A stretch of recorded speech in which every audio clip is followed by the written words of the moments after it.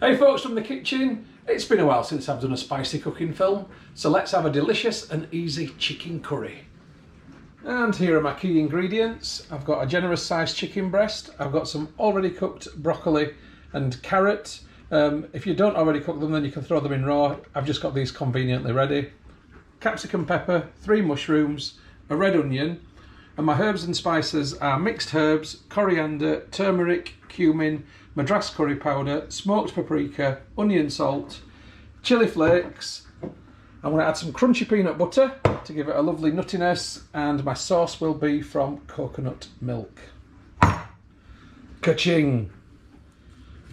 So I'm just going to begin by chopping my onion, and then I'm going to cut it into small pieces.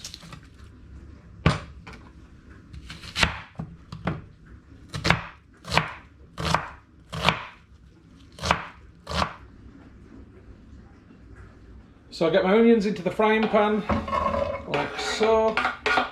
Then on top of my onions I'm going to add some olive oil. There they are in the pan, let's get some heat on. I don't want them on too high to begin with, I'll just have them on a nice medium to low heat. Right, next up, chicken breasts. So just as with the onion, I'm going to cut these into nice smallish pieces. I'm cutting them small on purpose, so nice and small.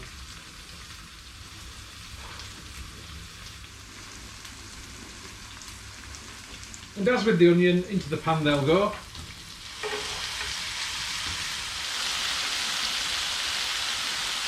So while they're cooking, I'll cut up my other veg.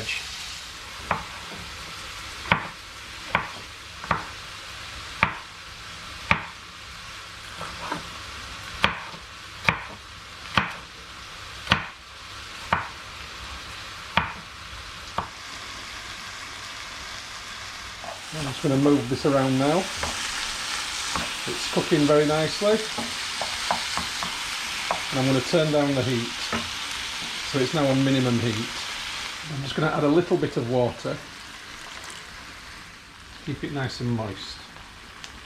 So now in go my spices. I'm not measuring these, but I'm going to sort of say this is probably a dessert spoonful of chilli flakes that's going in. Certainly more than a teaspoon. It's a curry after all. And I've got Italian mixed herbs, probably about a teaspoon. Yes, Italian mixed herbs in a curry, it works. Coriander, definite. Again, about just under a teaspoon probably I'm putting in there. A teaspoon of turmeric, gives it a lovely yellow colour. Madras curry powder, a teaspoon. Teaspoon of cumin. Teaspoon of smoked paprika. And finally, my onion salt, I'm going to put in a teaspoon, or thereabouts. So the spicy story so far. And then I'm just going to give this a little stir around. So I want the meat to absorb that spiciness. So now I'm going to add the magic, which is the peanut butter. This gives it an absolutely gorgeous flavour, and it'll really bind it together. It makes it thicker, and the nuttiness just comes through so delicious through the coconut milk. Honestly, it's a magic ingredient in a curry. In my curries anyway.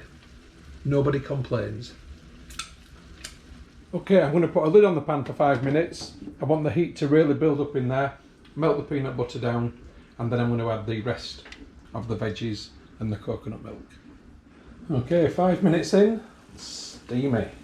Give this a nice stir around. Okay, I get my mushroom and peppers in. And when I say peppers, I mean capsicum peppers for all you Aussies. Or bell peppers for you Americans, and for British people it's just peppers.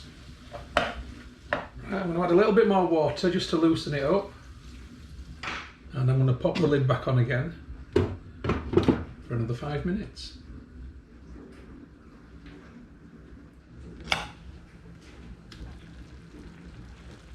Okay, nice and loose. I'm going to add my coconut milk. And I'm going to add my cooked veggies. So if you were doing this with raw veggies, you would need to put them in earlier.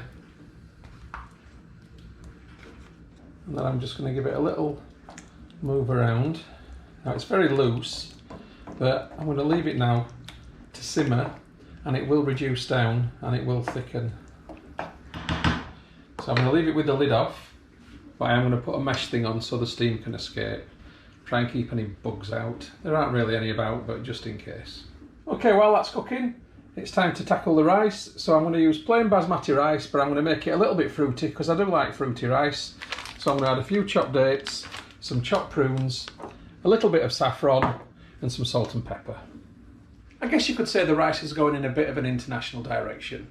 It's an international curry. So I'm just chopping my prunes down with a pair of kitchen scissors. Just get them into smaller pieces. So I'm going to put my basmati rice into this frying pan. That's enough. So here's the chopped dates. I'm just going to put a sprinkle in of those in the pan, and then I'm going to add the prunes. And on top of that, I'm going to add a little bit of saffron, probably half a teaspoon, and a dash of salt, a dash of pepper, and a bit of cold water. So onto the hob this goes at a nice low heat. Again, I'm going to cover it over, and now it's just a case of being patient. Just give this a stir around. You can see it's still very loose, but you'll notice there's a lot of steam coming off it, and that will cause it to thicken as the water evaporates. And in case you're wondering what the background noise is, I do apologise, I should have turned it off. It's the dishwasher. My bad. Okay, I think I can turn this off now. Let's have a quick look. Yeah, that's thickened up nicely. Nice and saucy. So I'm going to leave this to stand, and the flavour will develop whilst I'm waiting for the rice. And in the meantime, I'm going to enjoy a delicious local beer. This is Amity Brew Co. in collaboration with the Little Monk and Farsley Fire and Smoke. It's their Rausch Beer Pils.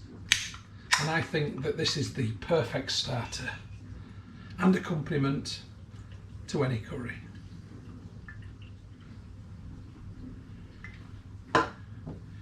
Cheers, folks. That's absolutely stunning. Okay, the rice is now done. I've just took the heat off, just giving it a little move around. It's looking good. It's now time to put this and this together. Right, here goes. Moment of truth. Let's get a bit of rice in. Spoonful of curry on top. And there it is in the bowl. So now it's time for the moment of truth. Let's have a look. Dig down, get a bit of rice and a bit of curry together. Hot. That is absolutely gorgeous. The nuttiness, the curry, the spices, perfect. And a great winter warmer. I think I need to get another beer with it. Cheers, folks. Catch you next time.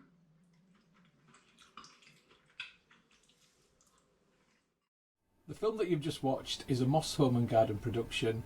You can find more by going to www.mosshomeandgarden.co.uk. I'd just like to say thank you very much for supporting my YouTube channel and for watching my films. It really is very much appreciated. If you haven't already done so, please subscribe to my YouTube channel in order to receive future updates about the home and garden films which I upload. You can find my YouTube channel by going to www.mosshomeandgarden.co.uk. Please click on the red subscribe button. When you've done that, a little bell will appear. If you press that also, then you'll get future updates about the films which I upload.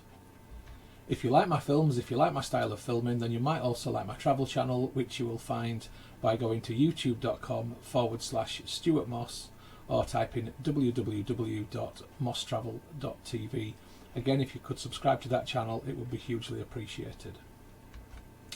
If you'd like to get Moss Home and Garden updates on Facebook, then please open Facebook and do a search for Moss Home and Garden, and you will find the page. If you like the page, then you will get future updates on there.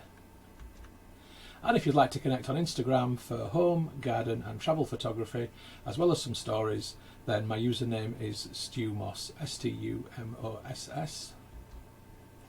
If you'd like to connect on Twitter, then my username is @StuartMoss. And if you'd like to contact me about film usage or any other issue, please just email me on stewmosshomegarden@gmail.com. Once again, thank you very much for supporting my channel, for watching my films. I do appreciate it. I'd just like you all to have a great day.